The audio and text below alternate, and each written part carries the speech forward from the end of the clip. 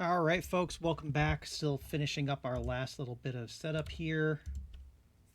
Just figured that was a good place to come back since the song had ended. So, just getting these taken care of.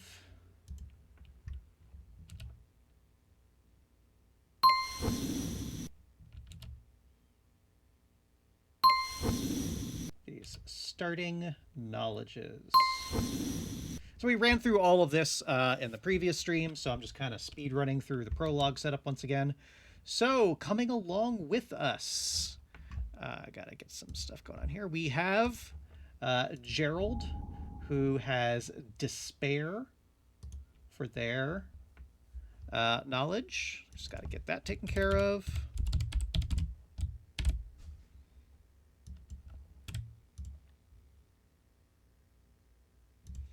There we go. So when he suffers brain damage, that will activate, or sorry, a brain trauma, that will activate. We have Gunther with hunger.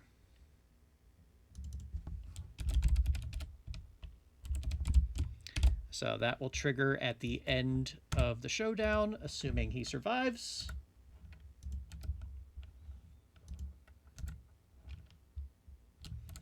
We have Gabriella with fear.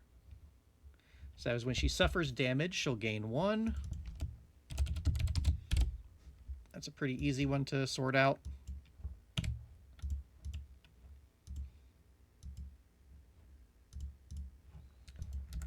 And then finally, Estella has darkness.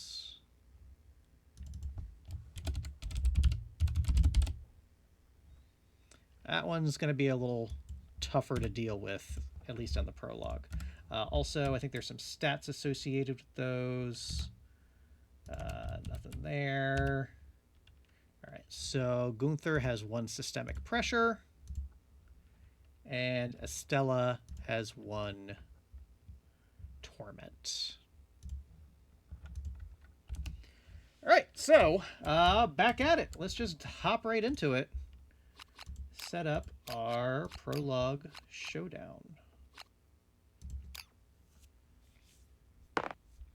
So going forward, at least for the time being, there is still the bug where, and also I'm pretty sure we're not supposed to have that ore vein, where the knowledge deck resets itself on setups. So it seems, at least until that bug gets sorted out, I have the option of either rebuilding the knowledge deck myself every time. I might try pulling it into my inventory if I can remember to do that. Otherwise, we're just going to be stuck with manual setups for a bit. But I think that's not a huge thing to work around. And then, yeah, we get the blood pool and the survivor corpse. It keeps putting that extra one out. I got to see if that has been reported or not. Okay, and then we start off in the normal array. Let's just bring our folks down. That's right, we don't want to be in this formation because of this card.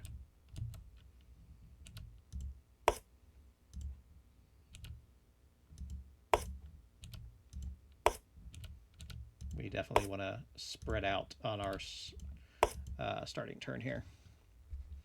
And then Survivor Corpse, 6 spaces from all of the terrain. 1, 2, 3, 4, 5, 6. Perfect. Whoopsie. So that's what Estella's going to be doing on her first turn.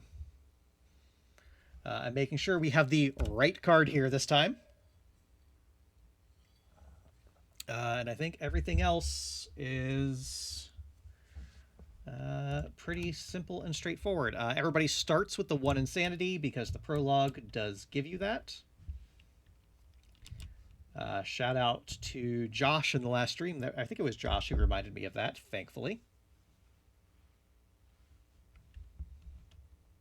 And yeah, let's kick it off. So we're going to start off with the monster turn with his 21,000 Newton bite. Threat with the most tokens is nobody. Closest survivor could be anybody. We'll just have him run up to Gabriella. So 2 accuracy with 3 speed. Or sorry, 2 speed with 3 accuracy. We get 1 hit there. And of course, this is not 21 damage. Since we are neither terrified nor deaf, it's reduced to 1. So that was Estella? No, Gabriella will suffer 1 damage to her legs. That is fine.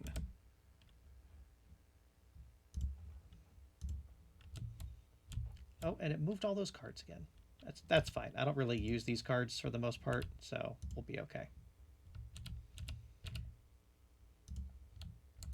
Yeah, probably in between streams, I'm going to work on a slightly better layout, maybe. I don't know. I got to figure some stuff out. But a better way to handle the weirdness of some of the auto setup. Or maybe just stop using the auto setup for a little bit. I haven't figured that out yet. All right. So, first turn, someone's going to be chucking a Founding Stone. First, let's let Estella do this.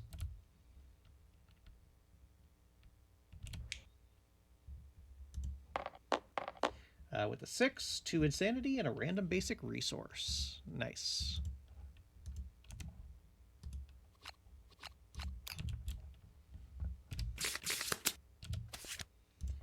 Always nice to see a monster hide.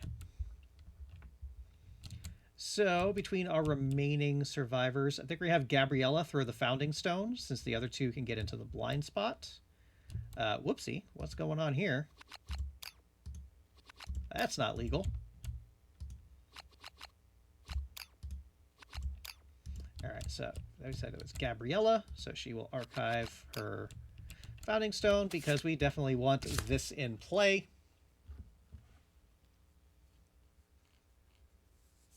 So we will not, unfortunately, deal a wound, but we will let this happen.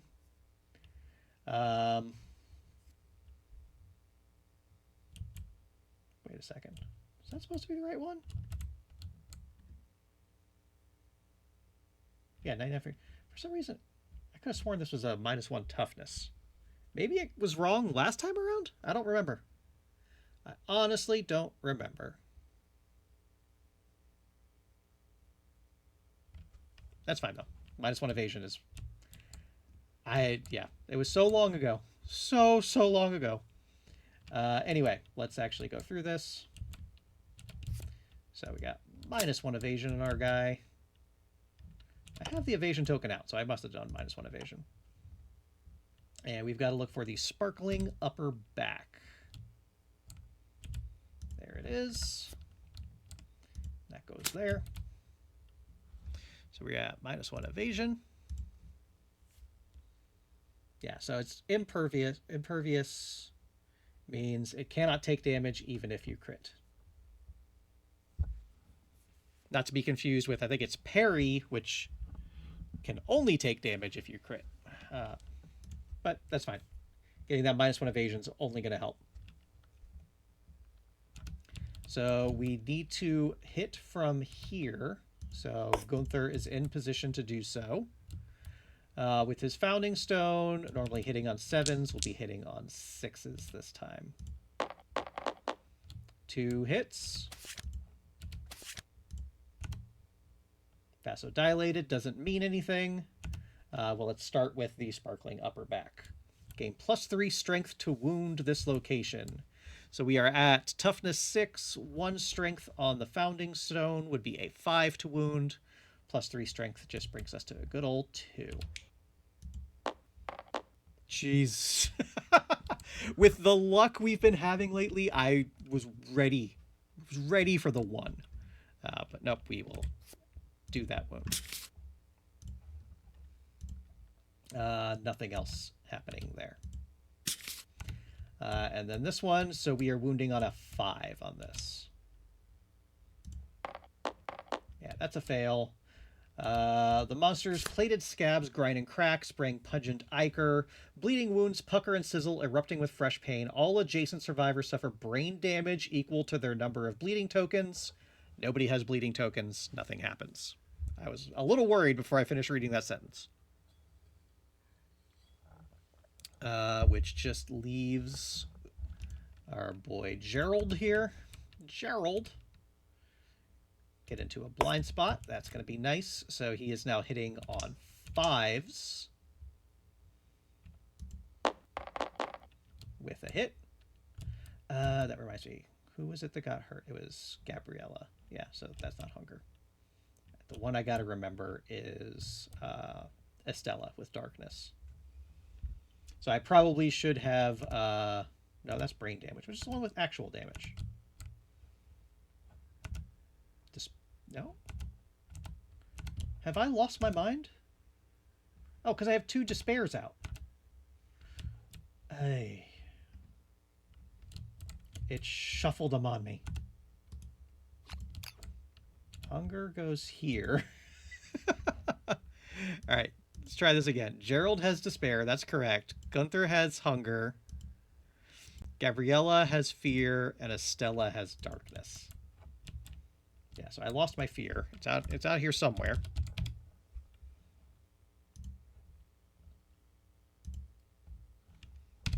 Yeah, so I did do that right. Because Gabriella is the one that took the damage. Get it together, Sam. Throwing me off here, game. Okay. I didn't attack with Gerald yet. So, as we said, we're hitting on 5s. 1 hit. Not much happening here. Wounding on a 5 as well. Cool. Alright, that's the end of our turn. Back around to our Crocky boy. Vampire Bite. Last threat to attack in range. That is Gerald. 2 speed, 3 accuracy.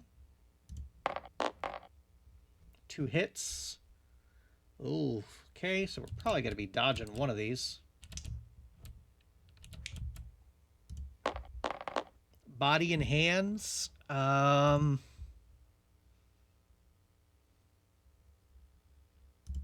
think we probably just take both of those. He's knocked down either way.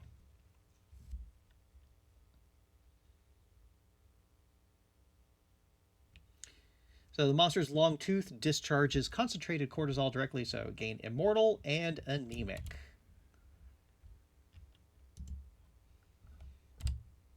So looking for immortal. So while you're insane, everything happens to your brain instead, but you also cannot spend survival while insane. That's the wrong person.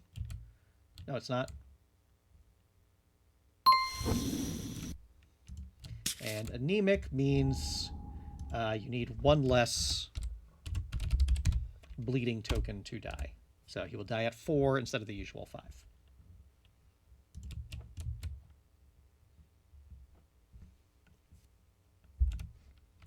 All right. Well, Gabriella's already in the blind spot, so we might as well do that. She is Fist and Toothin', so she will be hitting on a 6s. Nicely done, Gabriella.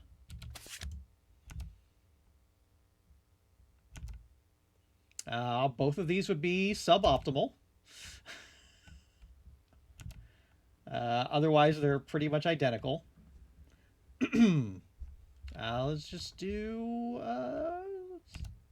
Let's do this one first. Just don't fail. Famous last words. So, wounding on a 6, but she will crit on a 9 because she is Fist and Tooth. Or just crit on a 10. Doesn't matter because there's no crit, but we still do the wound.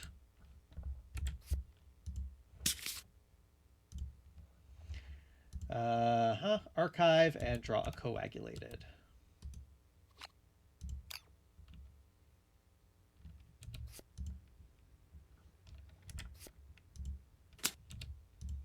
And this is literally the same thing. Happened again. Yeah. Gabriella, you might be our new rock star. Again, archive, and bring out a coagulated. Again, rules as written, you're supposed to draw it off the bottom of the stack. I don't think they ever figured out how to actually do that. Yeah. That's fine. We're just going to do our best to not cheat. All right, so... Oh, so this is going to be awkward. So we cannot get... Oh, no, we can. Because Gerald was on that little right spot. We'll get there. Let's spin it around real quick. There we go. Because Gerald was here. But here's the thing. We only want to hit once, because there's 2 coagulated hit locations in here. So we're going to hit on... what is it? A 6. And we're hoping to only do it once. Or none. Sure. So since Estella can't do anything, do we want to have her drink from the pool?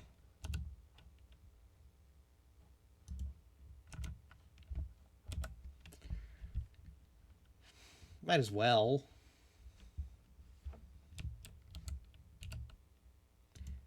Having extra insanity is never a bad thing, as we learned on Saturday.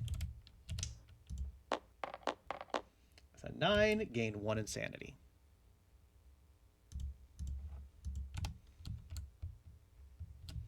All right, that's all we can do. Closest threat facing in range is going to be Gunther.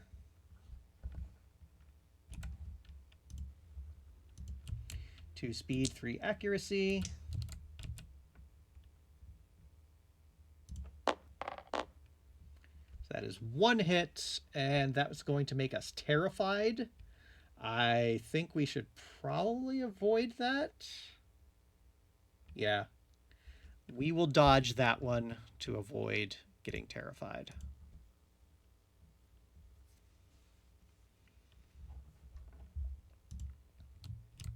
All right, so that means Gerald does get to stand up. And again, Gunther is just going to go for this spot.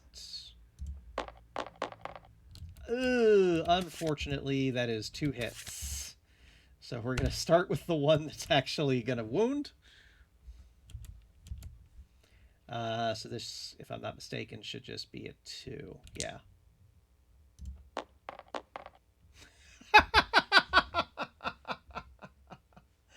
All right. All right. We found our fuck up for the game. Basic action, targeting Gunther.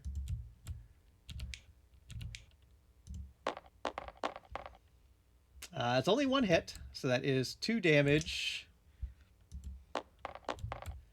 to his waist. That's best case scenario. And then this one just straight up auto fails. So again, basic action targeting Gunther. That is 2 hits. That is 2 damage each to the body and the hands. Okay, somehow that worked out as well as it possibly could have for him.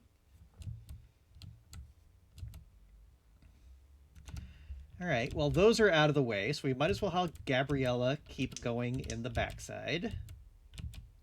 Looking for 6s for her. Nope. 1, 2, 3, 4, 5. Gerald can't get into the blind spot, but I also don't like being clumped up against this guy. So he is also looking for 6s. Got a hit. And we'll figure this out in a second. Wounding on a 5. Getting the wound. Nice.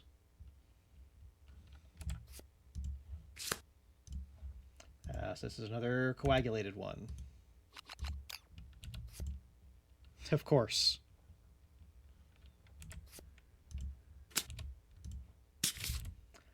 Which means, once again, Estella can't do anything. So she might as well do this again. With a 10, gets another insanity out of it.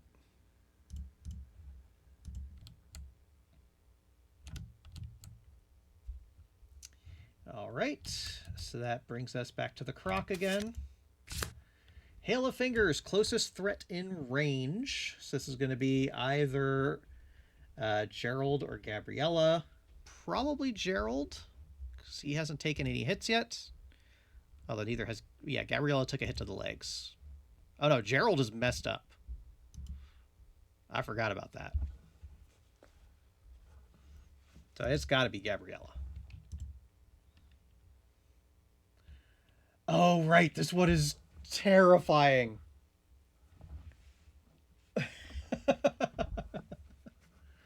Yeah, it's going to be Gabriella.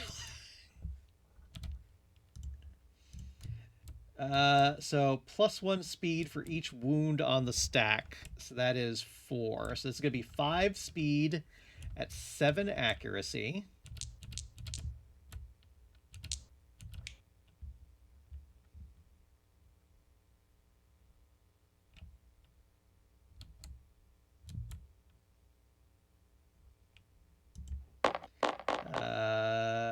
One hit. Okay, cool.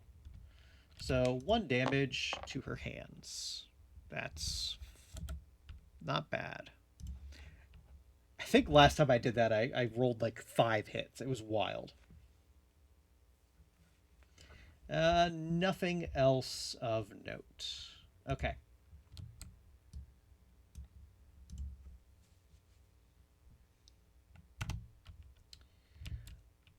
So that brings us back to our turn. Gunther gets to stand up. Gabriella is the one best suited here, although she's fist and tooth. So she's going to be hitting on a 7. Oh, and that is another check for Gabriella as well.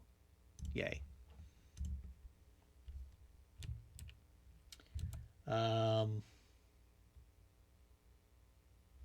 So we're probably better off bringing Gerald around to do it.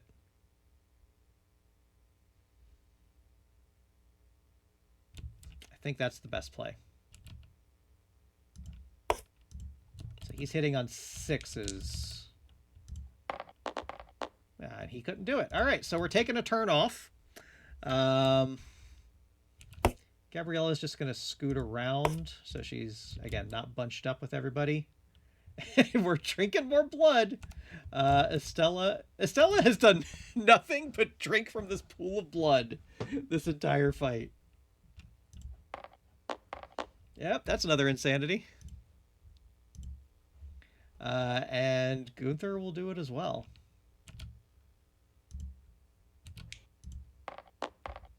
And he gets an insanity.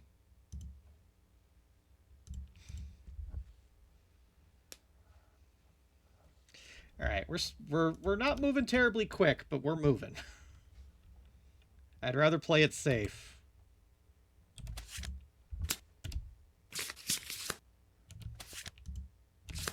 Vampire bite again, and this is Gerald. Oh, Gerald's going to be in trouble.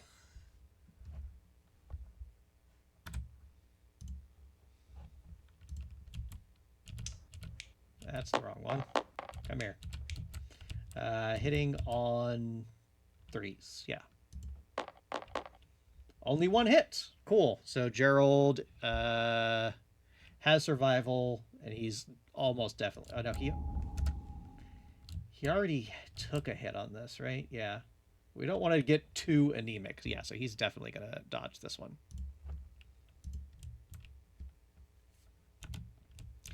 All right. Gerald, I need you to hit, please.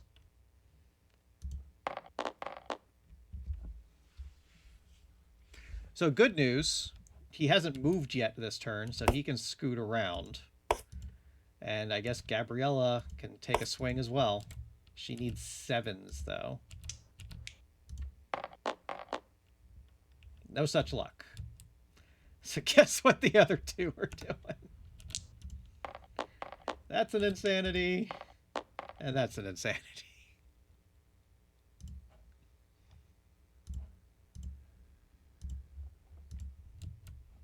At least now we can kind of do this rotation thing again. Closest threat facing in range is Gabriella.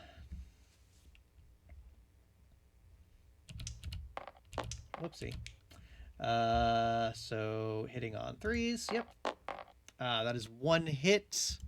Unfortunately, she has not spent her survival yet. So she shall do so that we don't deal with Terrified.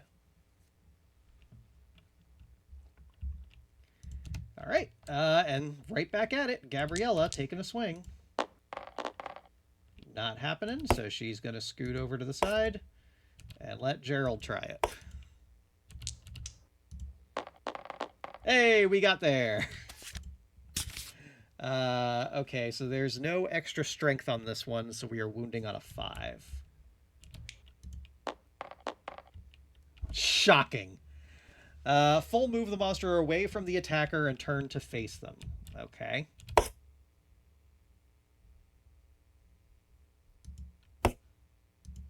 So that will knock down Gunther.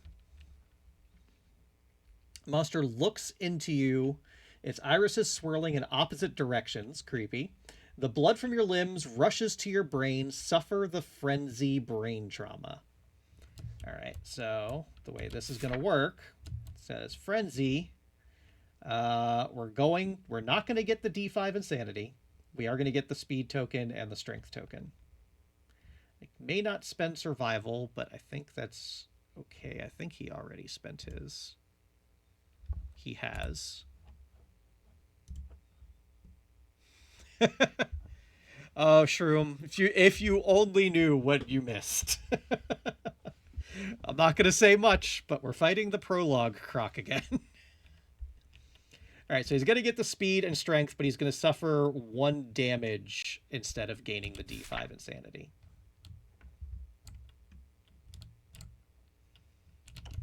One speed. And who is this? This is Gerald. 1 strength. But we have Adrenal Adept, so he's just going to take 1 damage instead of gaining the D5. So there's 1 damage to his waist.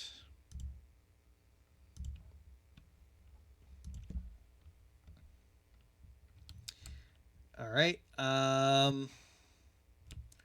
So the good news is Estella can actually do something. Let's swing away, Estella. And she gets a hit.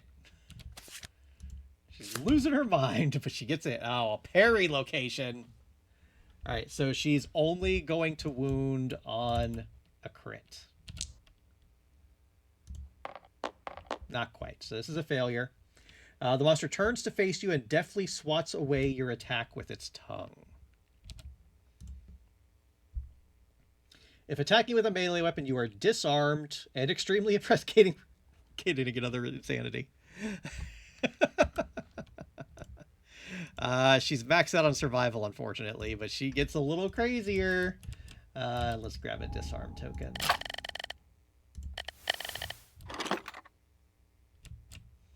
One, two, three, four, 5.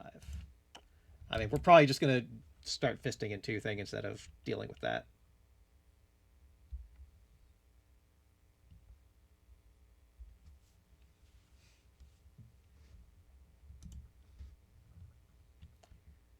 Okay, that's fine. I mean, it's not fine, but we've definitely seen worse. That is the end of our turn. Back around to Croc. Hail of Fingers, again, closest threat in range is going to be Estella. How much are we doing this time? We actually haven't dealt a wound since the last time this came up. So 5 speed. Hitting on 7s.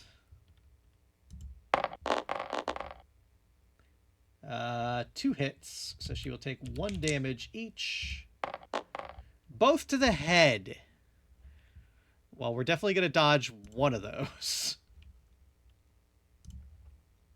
But she will be knocked down. Sniper here. Jeez. All right, well, at least Gunther gets to stand up. Gunther might as well take his attack. With a hit.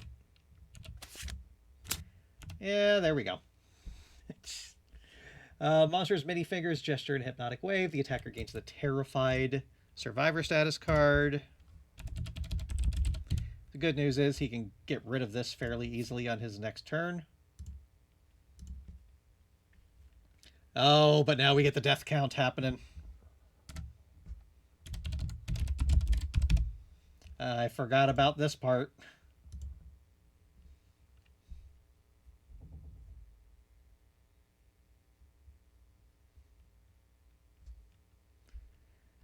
Monster giggles. Full moves away from all survivors.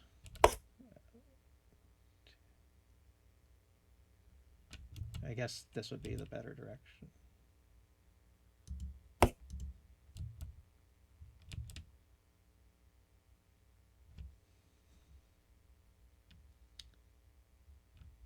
All right. And then now this means at the end of each round, gain a survival and place a death count on the token card. Once he gets to 5, he is dead. And unfortunately, we cannot even get close to him. Gonna start chucking founding stones soon. Not yet, but soon. So run up as much as you can. Might as well drink some blood. Getting an insanity on Gabriella.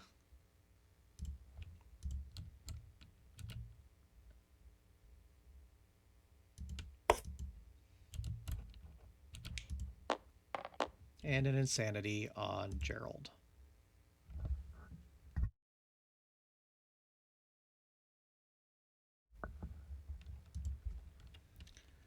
All right, well, we've done all we can.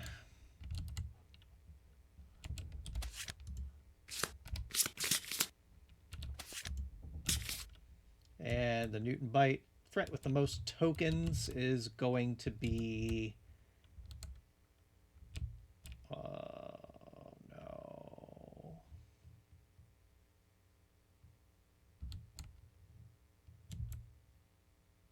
The trap didn't knock him down.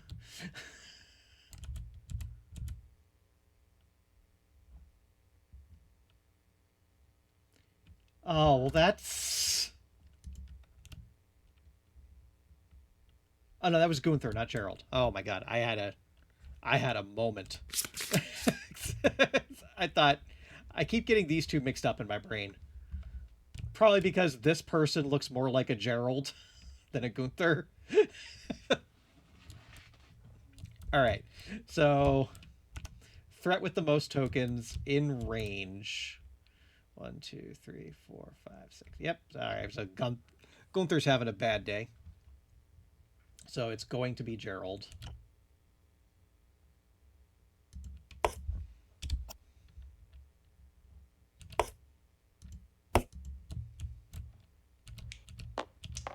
Come on. There we go. 1 hit. Not bad. So that is going to be 1 damage to Gerald's body. That's not good. That's a severe injury.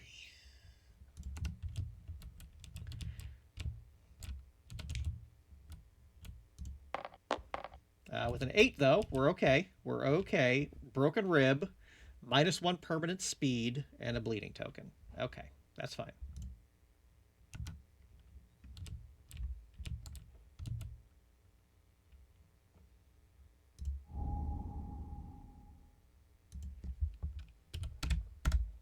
So he has the +1 speed token, so thankfully he's still attacking at 2 speed. I forgot to actually update that on his overlay. Still account for the strength, and he gets a bleed token. All right, that could have been worse. All right, also this. So he should have had one on this before the monster turn.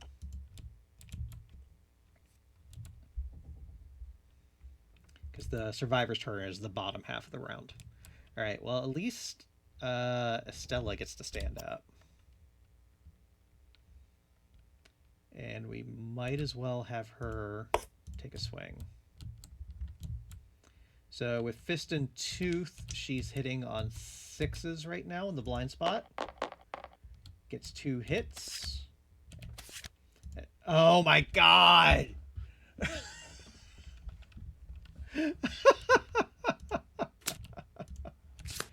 Okay.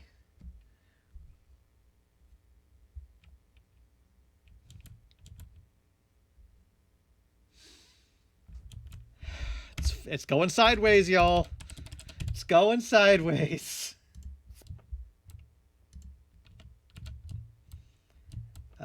Estella is this one? Yes.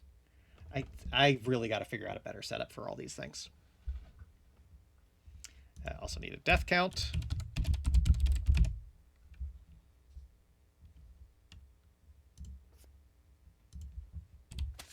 Although, I just remembered, before I move on, Gerald did suffer a brain trauma. He suffered frenzy. So we actually do get to upgrade to despair too.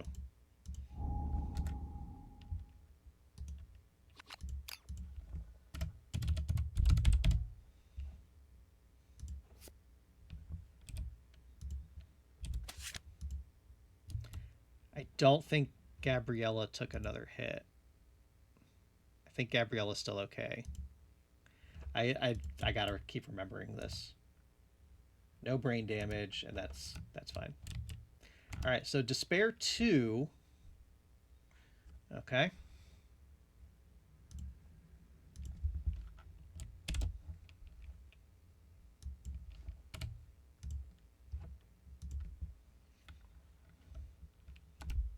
And yeah, all that happens.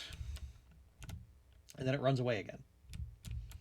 So I think the thing to do here is to park him on top of Gunther. Gunther just keeps getting kicked around. God, now everybody's out of range again.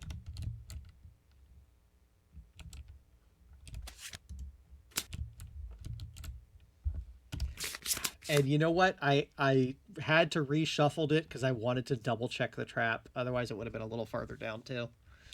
Oh well, that's what happens. Gerald, get as close as you can. Gabriella, might as well stop there to drink some blood. Moving one more space isn't going to make a difference.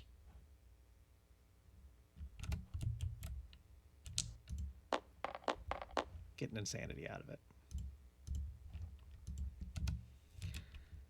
All right, that's the best we can do. So we get some more death counts. We made no progress that turn.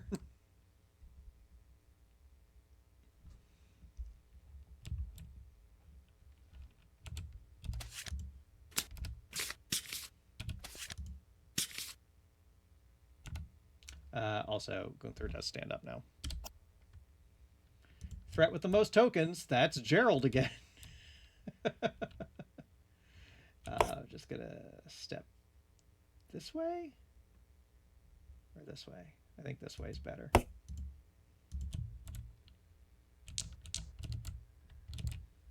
All right. 1 damage again to his head.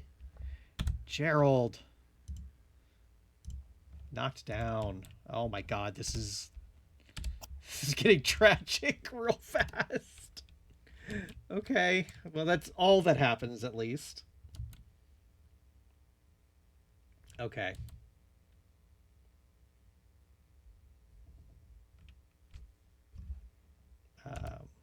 Yeah, nothing else. So, unfortunately, Because of the death clock, I kind of have to play risky with the terrified people. And that's what I'm going to do. Gunther. Hitting on 6s. 2 hits. Oh my god, I got so lucky. Oof. These coagulated hit locations make this tricky now. So he is in the right spot.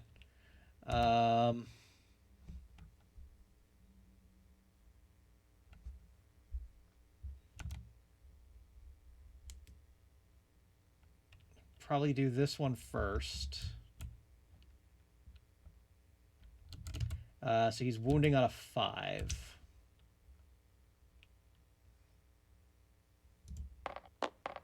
Of course. And before I forget, if he should have survival again, because the death counter also gives him survival.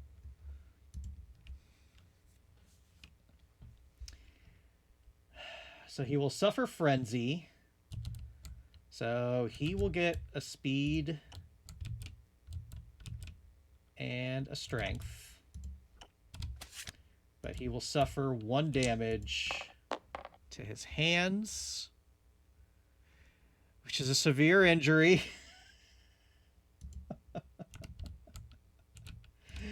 Oh boy. With a 6, -1 permanent accuracy and a bleeding token. Also, I gotta remember broken rib here.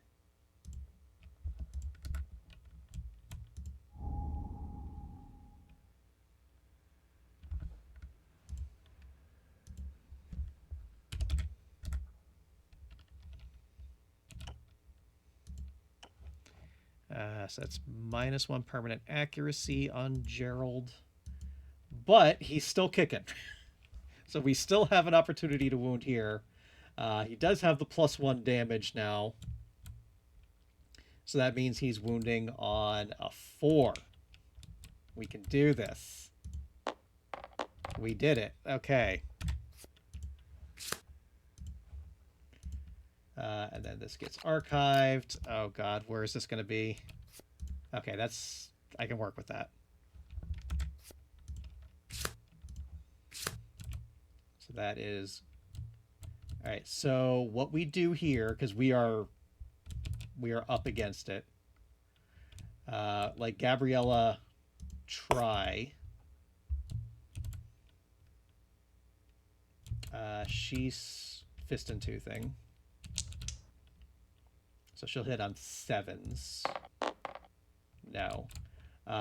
So Estella dropped her founding stone. Shoot. Okay. Oh, that sucks. I forgot she was disarmed. She was the one that was disarmed.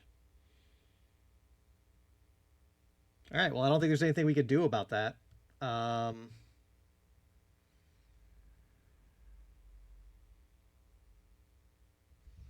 I guess Estella's just going to stand there and drink some more blood. Because there's really nothing she can do. Yep. And then the clock goes up to 3. At least for Gerald.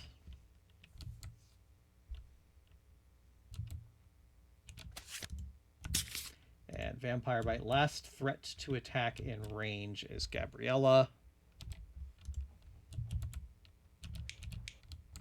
So hitting on 3s.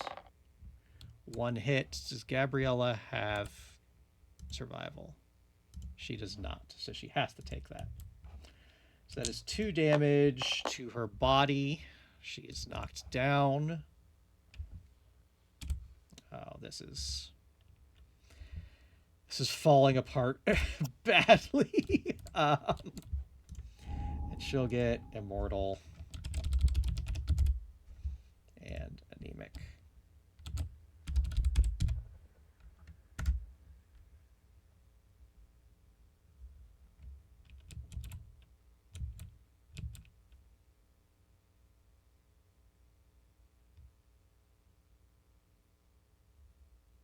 All right, is what it is.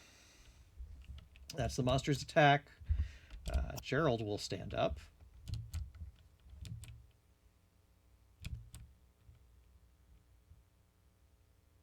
Oh, it turned. It turned.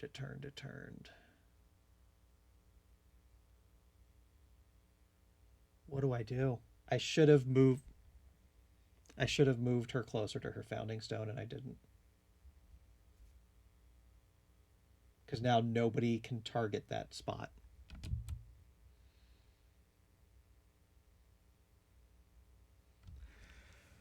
Oh no, she can fist and tooth it at least. I need a hit. I need a hit so badly. We got there. We got there. Whoo. Okay. So this is wounding on a 6.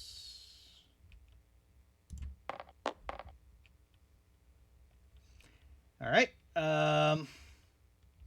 Gain Immortal. Well, okay. Well, Immortal actually does matter for her because she is all kinds of insane.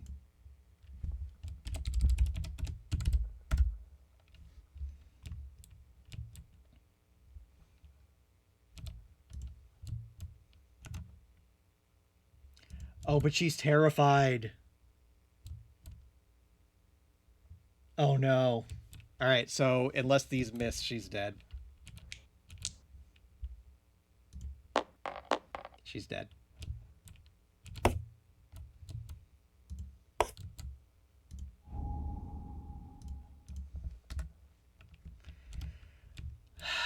gosh. All right, well, Gunther and Gerald are both in the blind spot. Start off with Gunther. He's at 3 speed now. That is 2 hits.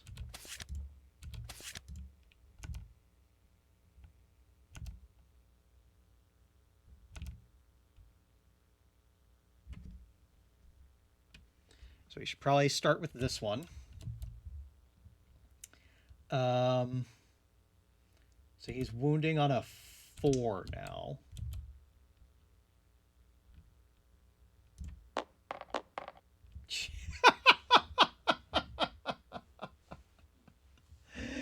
Oh my gosh.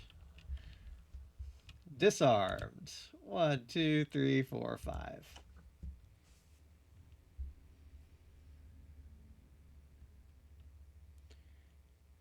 But he can still attempt with his fist and tooth, I guess? If you're disarmed, it doesn't say to end. Yeah, this attack ends. Okay. Gerald. He's only at 2 speed right now.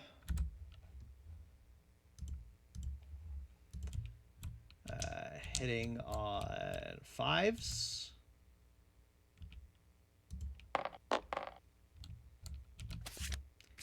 Need you guys to move a little quicker, please.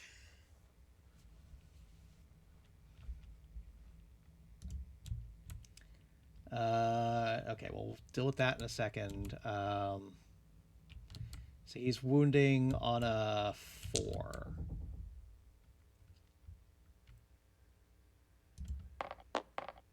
Crit. Okay. Okay. We're moving back in the right direction.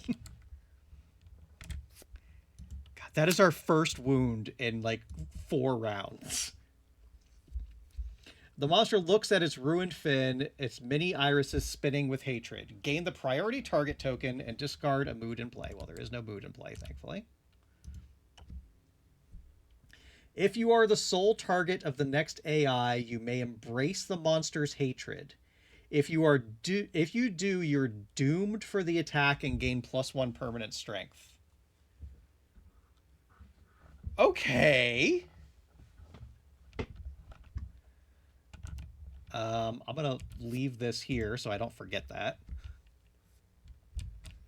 Because it is the monster's turn, which means the clock ticks. All right, so we got to do 3 wounds next turn. or Gunther's dead.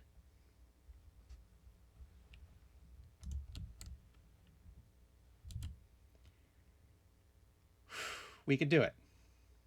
We can do it.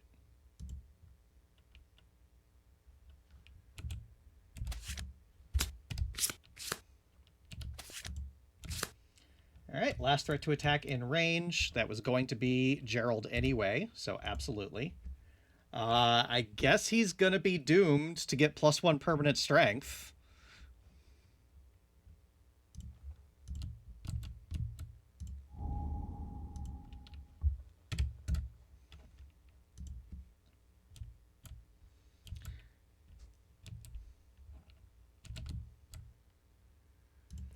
So this could also hurt. Gerald is beat the heck up.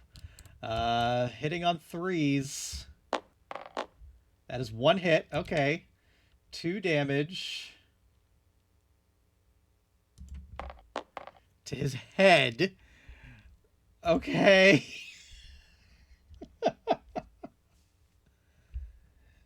All right. Well, if he survives, we'll deal with that. That's a 5. He's alive. Intracranial hemorrhage. You can no longer use or gain any survival. This injury is permanent and can be recorded once. Gain a bleeding token. Okay. Oh boy, this is...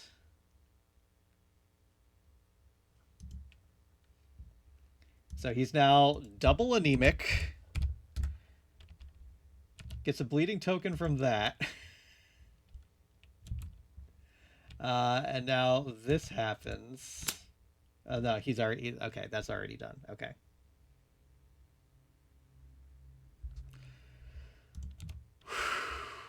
We're alive. Gabriella stands up.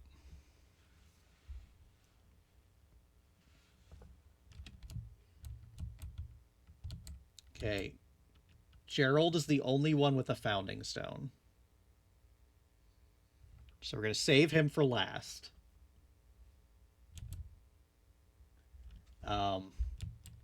Gunther was disarmed, so he doesn't have his right now. All right, so we start off, Gabriella, get into the blind spot. Hitting on 6s.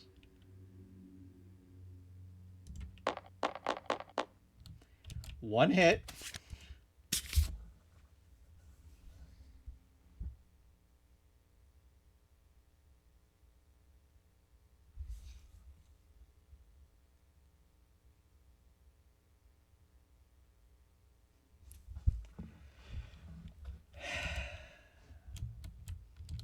Well, you can just have Estella's cards.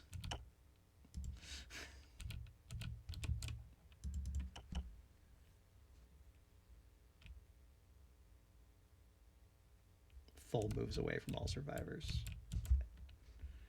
Okay, we can still make that work.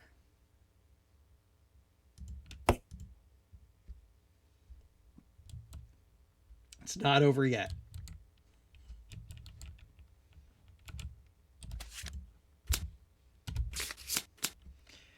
Oh, I just need to hope these coagulated hit locations don't screw me. Okay.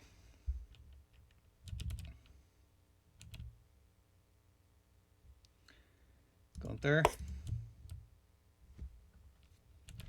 Hitting on 7s.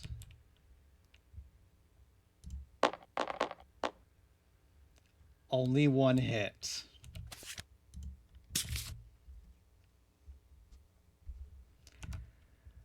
Wounding on 5. I actually would have been hitting on 8s because he has -1 accuracy, but we're still good there. Yeah, wounding on a 5.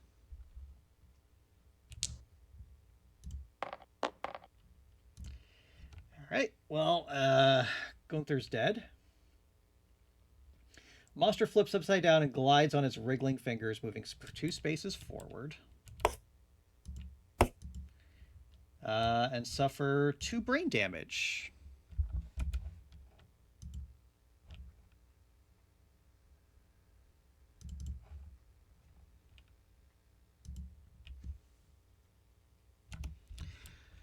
All right. Well, Gunther's dead.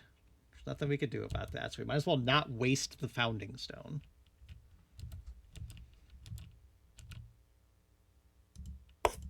Might as well let Gerald just swing. So he is hitting on 6s. Yes. 2 hits.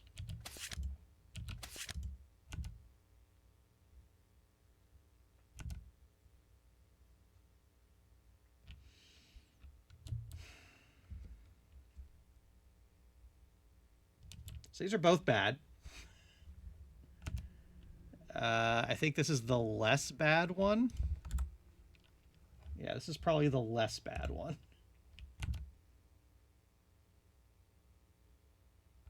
Well, I might as well do this one, because Suffering Frenzy again is actually probably going to be helpful. But he'll take a damage.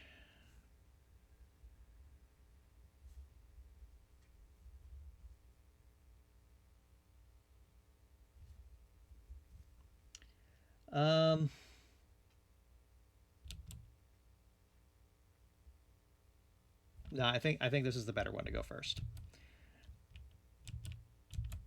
So he is wounding on a 4. Okay. Okay. Progress.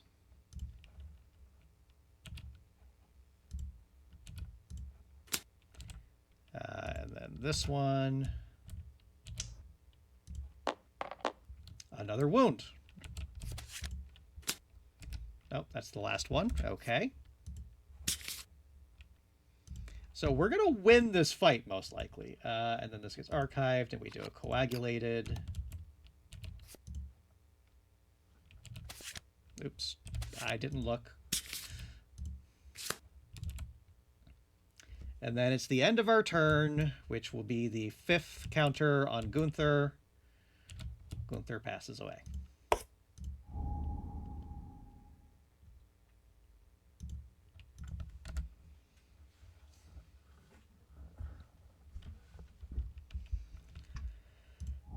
Why am I doing that? Okay, so we're just down to basic action.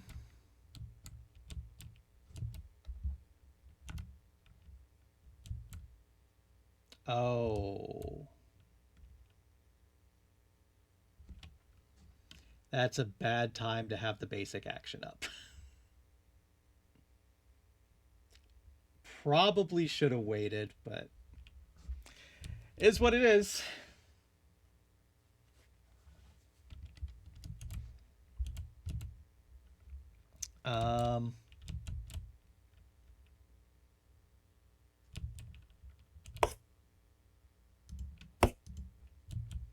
Just gotta hope for a whiff. She has survival. That's only 1 hit.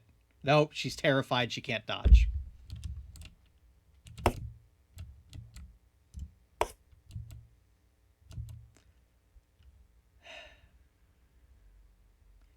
So the good news is, before she dies,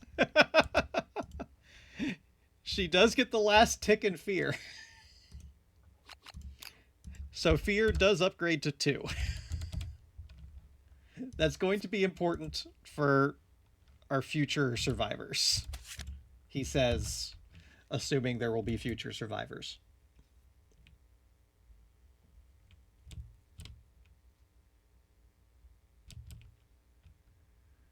Okay, so the smart thing to do here is just to step over and throw the founding stone to hit that spot. That's the only thing that makes sense.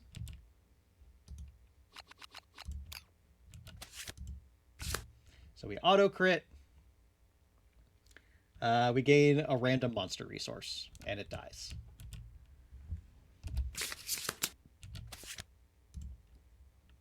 Oh, that's actually a good one. Oh, what a disaster. Oh my gosh.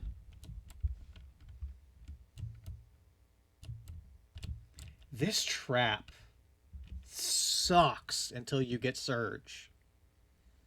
We have to get Surge ASAP. All right, so rewards. For what it's worth, Gerald gets an experience. -1 speed, though, so he ain't going to be doing a whole lot. He's probably going to be our scout going forward.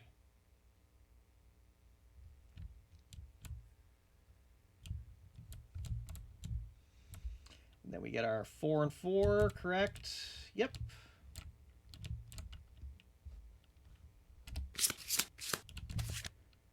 Broken Lantern, Monster Bone, question mark, hide, and Immortal Tongue, Crimson Bone, Veined Glass, and a Flat Vein. Okay.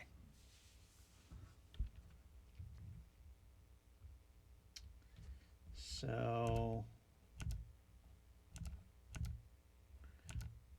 right, we won't get our full rawhide this year like we did last time around, but that's okay.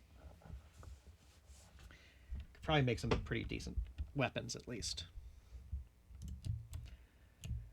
Okay, and then I got to remember exactly how we're doing all this. There's like a billion things to do. Thankfully, I kind of know what to do this time. Yeah, so we start off with, let's just, we need a name.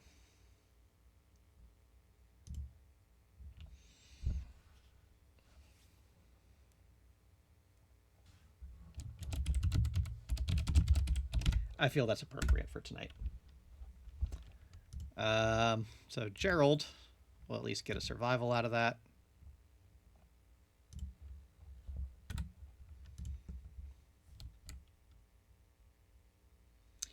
All right, and we start doing all of our story stuff, starting with First Crimson Day, which should be in my box.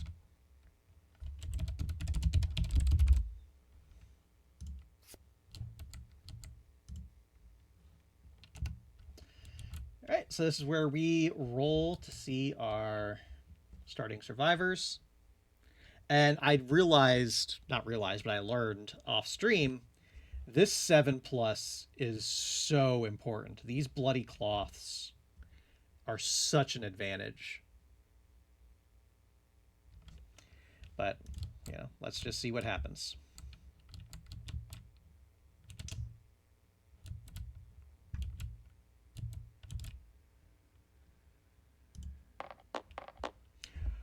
We got there. Okay, so we're not. Oh, that's right. I gotta do it this way. It opens up really weird.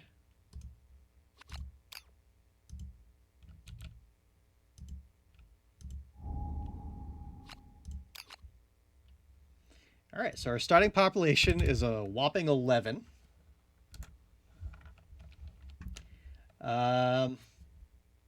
Archive the survivor's cloth starting gear. Okay.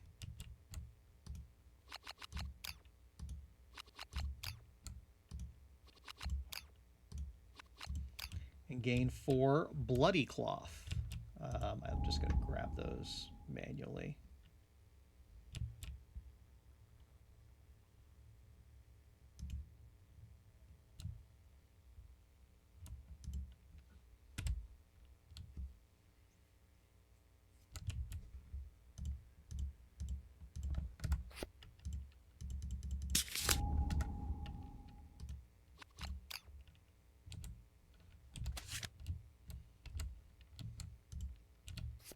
So where these differ from regular cloth, when you depart, gain +1 insanity. So we're not going to go into Crimson Croc terrified.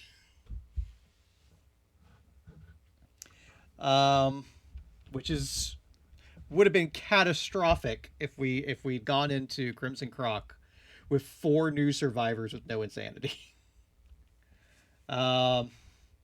And another fun little thing, it's armor. You can put it anywhere. Clearly, the smart place to put it is on your head, just because you need extra armor there. But that's a next week problem. Okay, I'm feeling I'm feeling better. Feeling better. All right, next up we have Dreamless Respite.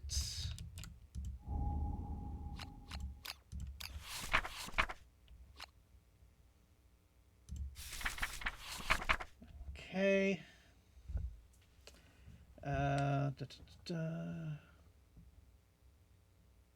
Try more, because I remember there was something good to come out of this for whoever you chose. Remove disorders.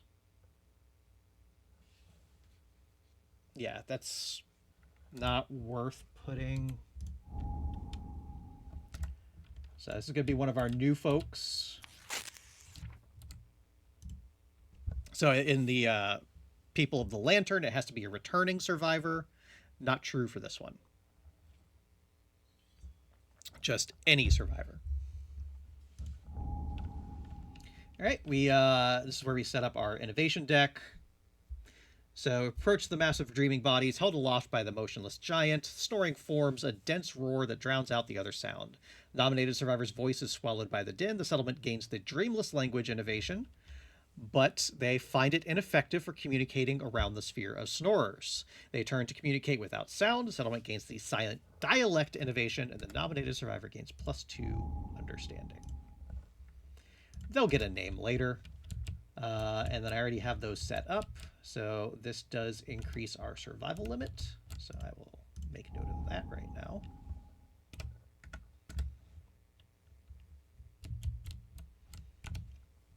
And we set up the innovation deck. Already did that because we didn't get to draw any innovations last time around. So that's all the normal stuff. And the settlement gathers around the giant guardian. Exhausted, the nominated survivor nestles in the overflowing robes of the encumbered creature. It remains still. Enthusiastically motioning for the others to join, the survivor names their settlement guardian the Dream Keeper. Search the settlement locations cards for the Keeper of Dreams. Already have that out. Huddled in the Dream Keeper's robes, the sudden horror of existence is replaced by a spreading sense of calm. Under the droning thrum of snores and sighs, they drift off into dreamless sleep. Remove any disorders. And the nominated survivor gains the Grounded ability. So at any time, they can set their insanity to 0, 1, or 2 once per lantern year.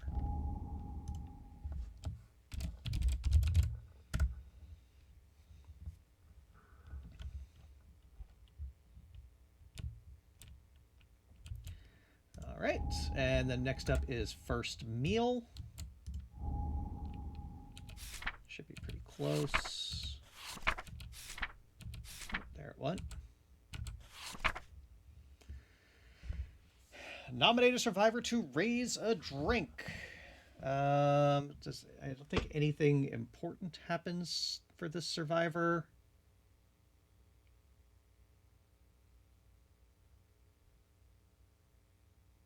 Okay, yeah, so this person gets our first philosophy.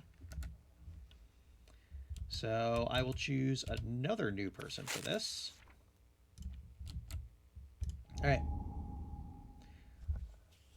The settlement gathers for their first meal. The nominated survivor raises their hands to mark the settlement's unity with a sanguine sip. Communal consumption benefits the ARC survivors' collective cognition.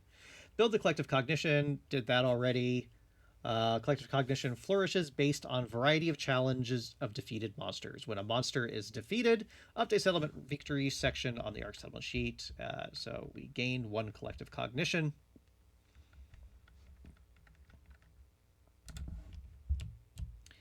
I think that is in here somewhere.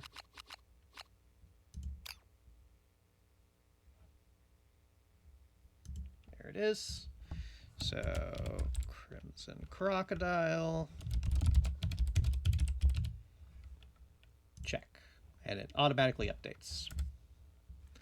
So that means our tier 1 reward is active.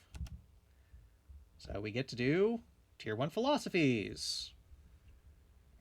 And we turn do that. All right, the survivors examine the facets of existence through many lenses. Spirited debate erupts in the settlement as the survivors compare their viewpoints. Build the philosophy deck. Take 2 random tier 1 philosophy cards and the core philosophy card of dreamism.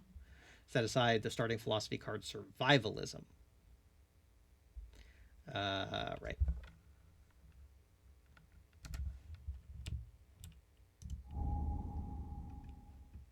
So, philosophies. I need you, you, you.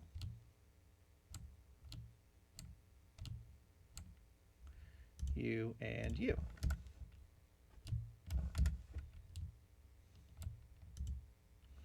And then we take these 2 aside.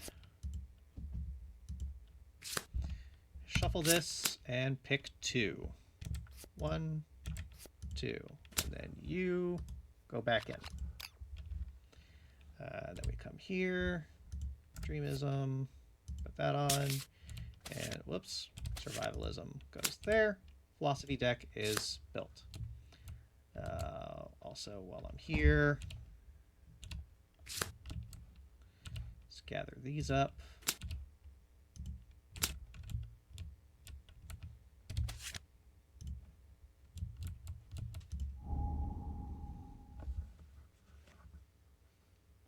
Survivors share frantic reenactments of their tactics. Build the starting knowledge deck. Darkness 1, Despair 1, Fear 1, Hunger 1. Already upgraded to Fear 2 and Despair 2, I believe it was. And then the nominated survivor gains a random knowledge from the deck, and then they focus and ponder the darkness. So we will shuffle it up.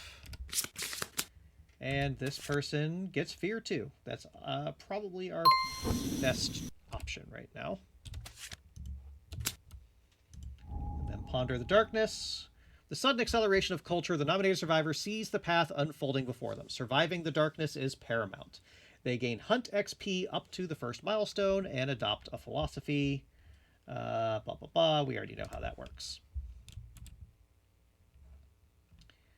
So they will get survivalism. I don't think this got fixed yet. Let's find out. It did not.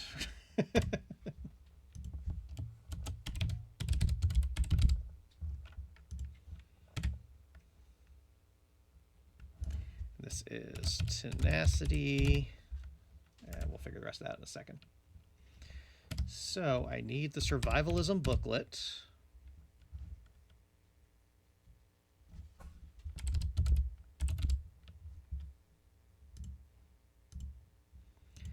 And we open this one up. So the neurosis is, right, selfish. When you encourage, stuff happens.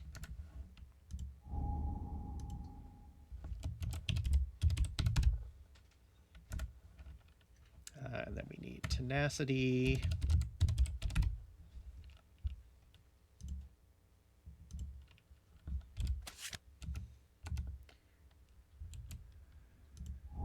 That is 2.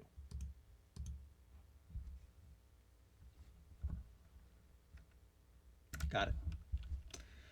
All right, and then you can go into the knowledge deck.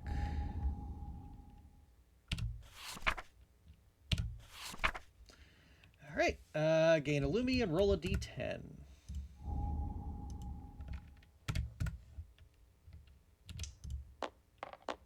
With an 8. Your survival is in your hands alone. You must make them strong. Gain the knowledge strength training. However, your exercise past the point of exhaustion and lose all your survival. Okay.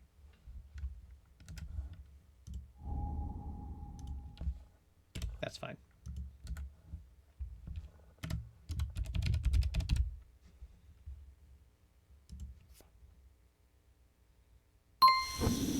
And then the way this one works, when you wound the monster, get a check. 4, 5, 6. It's annoying, but deal. Alright, so you go into the knowledge deck, you go back into the philosophy deck, and we should be done with you.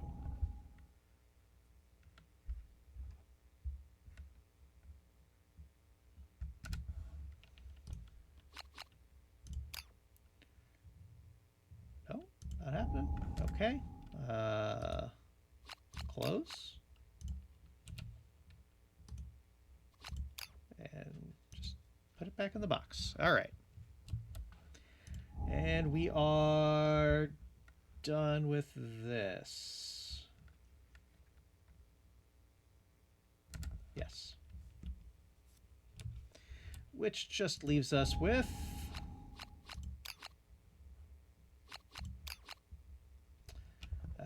extinguished guidepost. Oh, that's the scout one.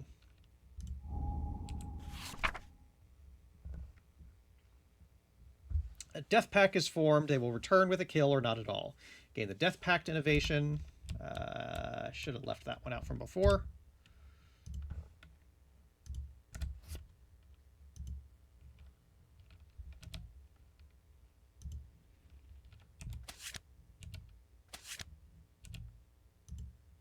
Got it.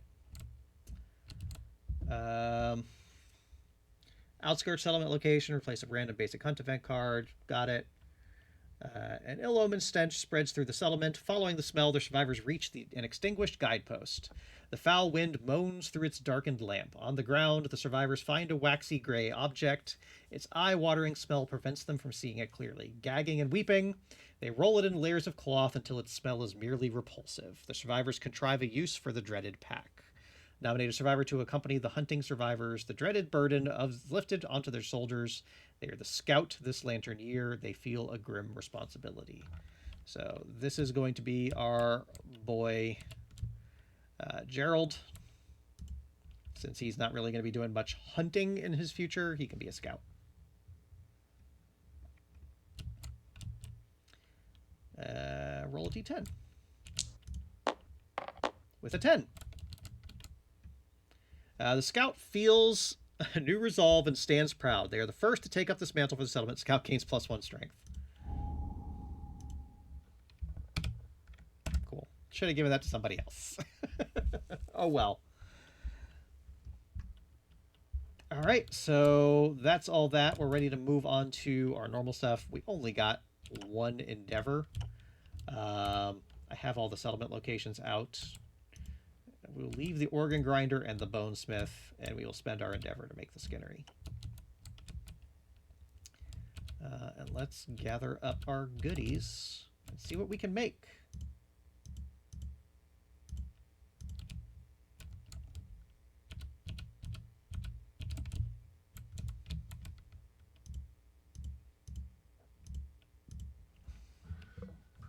So probably going to make 3 pieces of rawhide, but let's see. We've got some veined glass. We can make a blood glass dagger. That's cool.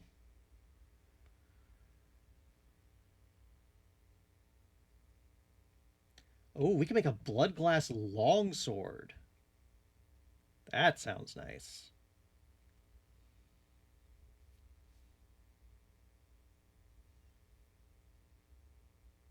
We got, let's see, what else can we make here?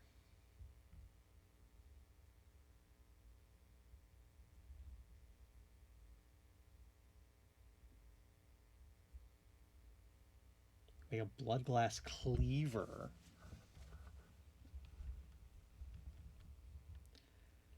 All right, so hear me out.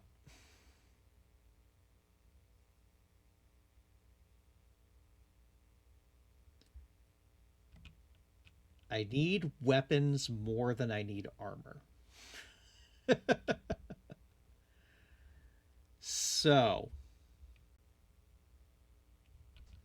we're going to use the Immortal Tongue,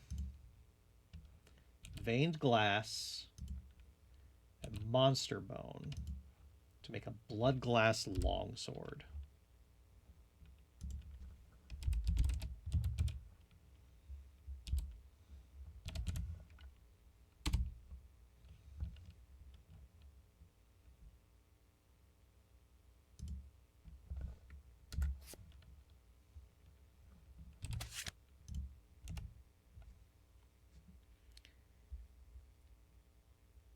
0 strength. Interesting. But it has honed. What does honed do?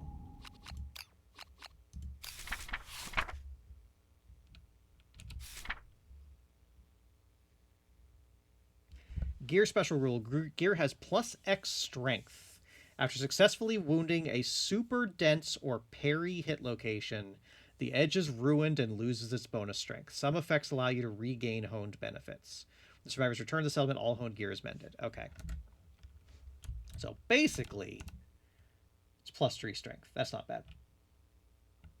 And if you're bleeding, then it's just forever honed. Interesting. Interesting.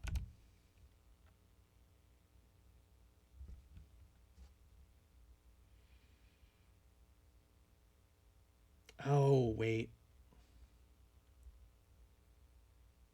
I could have made the saw. That's okay.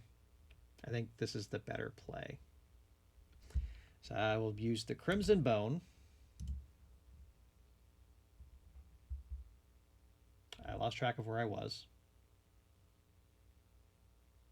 I will not use the Crimson Bone. I will use the Flat Vein, the Veined Glass, and an Organ to make a Blood Glass Cleaver.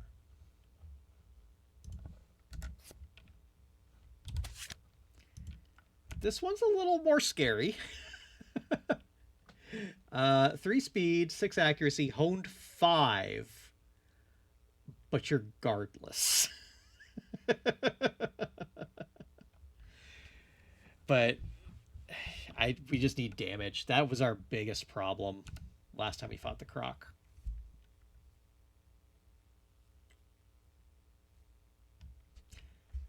And we can't really do anything with this last bone because we don't have the Bone Smith open. I would have loved to make some bone darts, but it is what it is.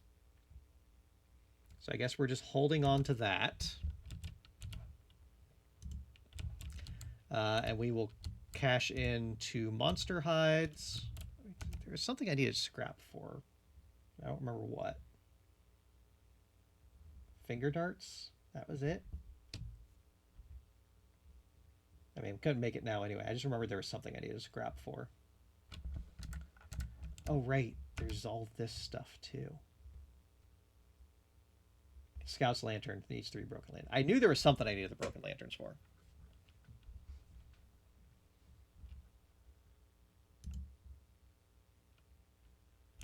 Okay, so that'll go. And then we'll make 2 pieces of rawhide. It's going to be our vest. And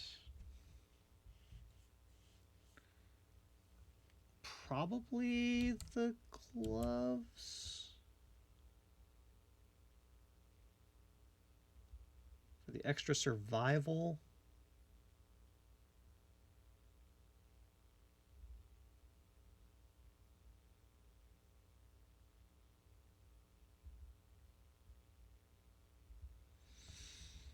We also have the bloody cloth, so we can put that on our head. Yeah, I think that's the right one. Extra survival, get the evasion. I mean, we could have used the longsword, but longsword is best not used on a tank because of the reach. All right, so that's where we're at. A little bit longer than normal, but wasn't expecting having to do a second Lantern Year 1, but here we are. I believe that was everything. So yeah, we're whoopsie. We're, I think, in better shape going into the Croc.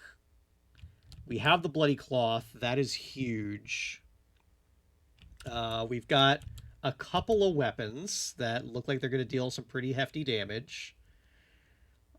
And we actually have a good amount of survivors. So as long as we can come home with some resources next year, we'll be in much better shape. Because that first Croc messed me up. but I have a better idea of how to handle it now. So I think we're gonna be all right. All right, I am exhausted. I cannot talk anymore. I definitely need a cough drop. So thank you all for hanging out tonight. As always, folks, you can check out the VODs over on the YouTube channel. And YouTube folks, check out the link in the description where you can find our Twitch stream where we are live just about every Friday evening. And that's all I've got tonight. What a wild evening it was. Thanks for joining me, and I'll see you next week.